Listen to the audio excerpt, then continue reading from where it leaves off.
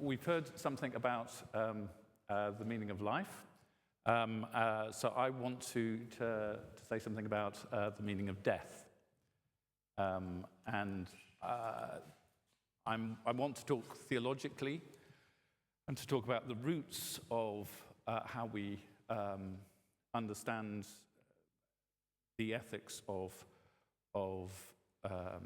suicide and the ethics of approaching death.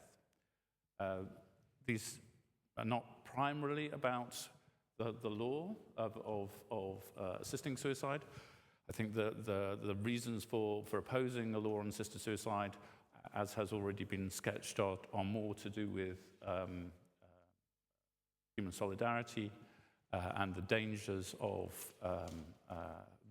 allowing medics to deliberately end life, and the impossibility of drawing a line between certain people whose suicide we wish to prevent and certain people whose suicide we wish to assist.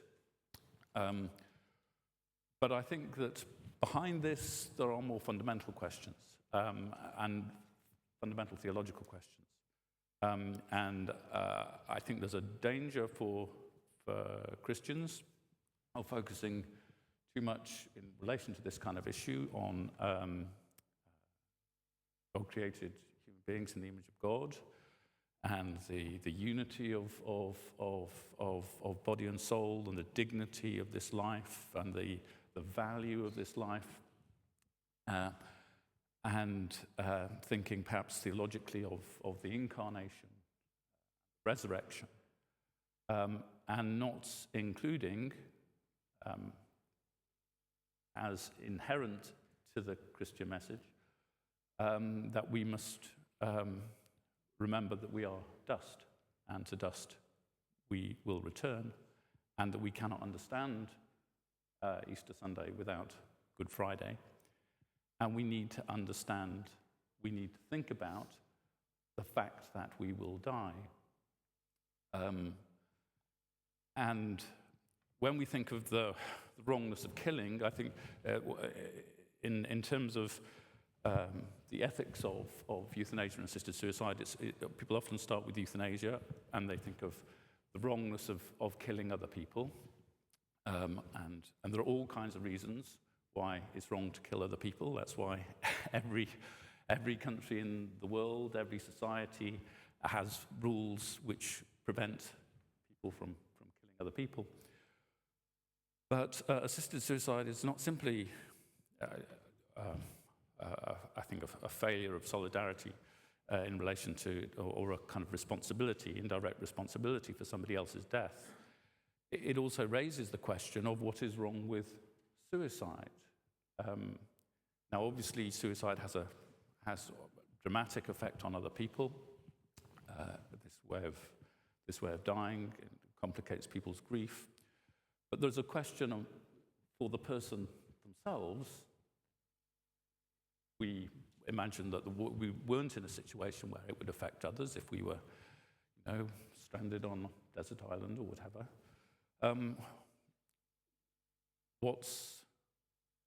What is it that stops us? What is it that is wrong? What is it was wrong with seeing this as an expression of autonomy, the ultimate expression of autonomy? And there are theological reasons for thinking about this, and also philosophical reasons. Augustine thought that only human beings know that they will die. And I think that's true.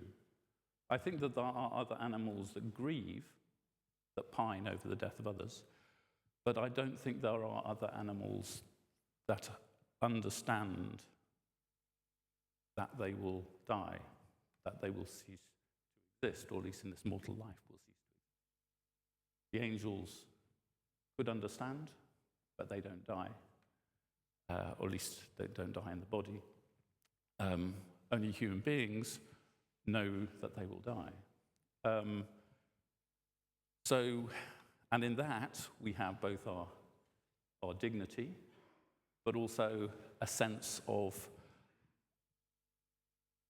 our situation and what it is to be truthful about our situation. And if morality is about being truthful in some ways, it's about acknowledging this, acknowledging that we will die, being creatures who are both able to understand, but also able to understand that they will die.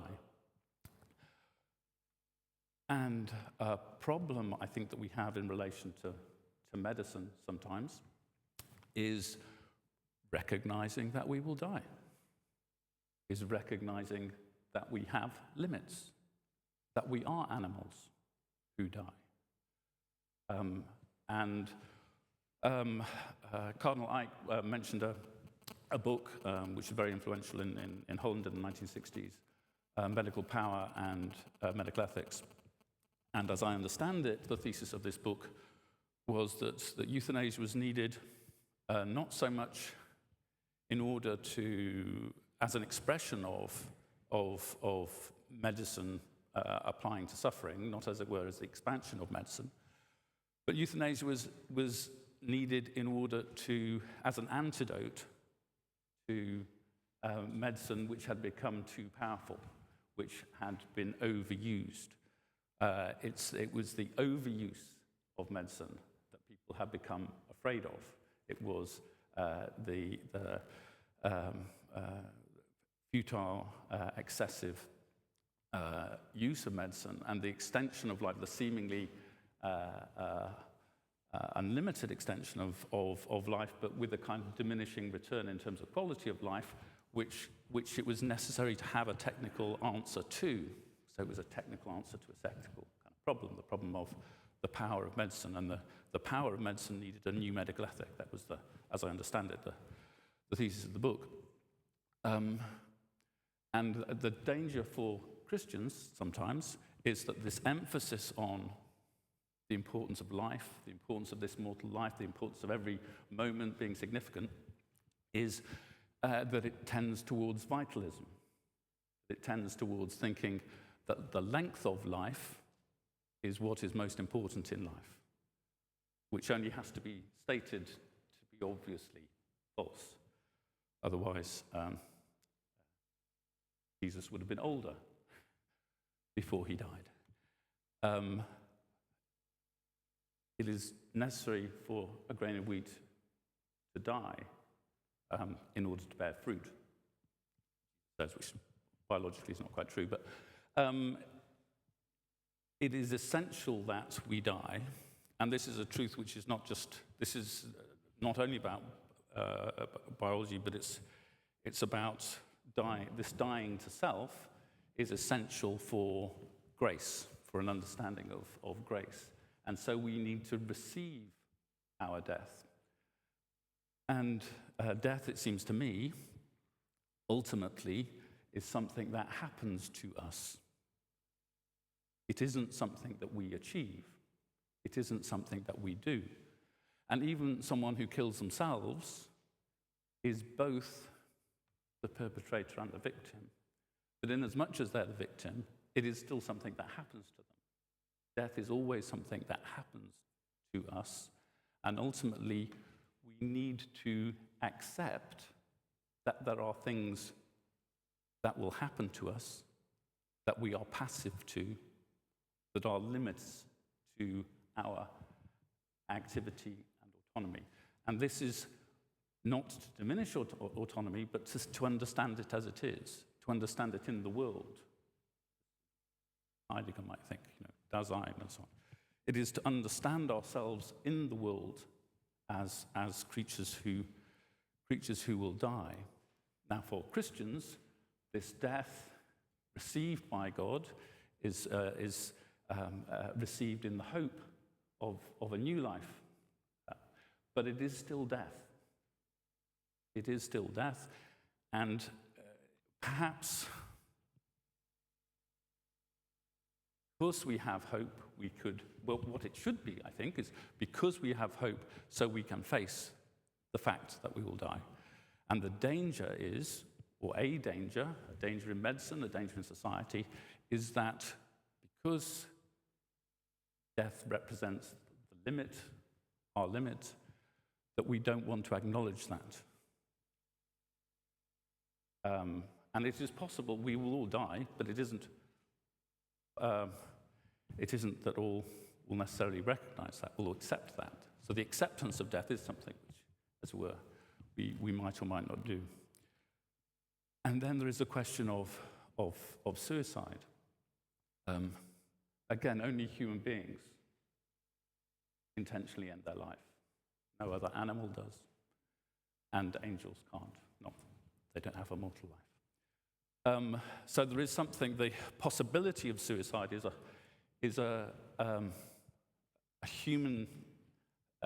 something that faces human beings uniquely. And so it represents a profound philosophical question. I mean, some people have thought that, one of the fundamental questions of philosophy, suicide, but also for Christians, I think. So what I think is wrong with suicide is not only that it is a failure to accept the good gift of life, it's a failure to accept death. My paradoxical suggestion to you, that suicide is a failure to accept death, and that assisted suicide is a cultural failure to accept death. It is a kind of technical answer to death. It's a cure for death. So having cures for every other disease, we now have a cure for death itself, which is the medicalization of death, which is making death or something which is in our control. It's about control. There's a very curious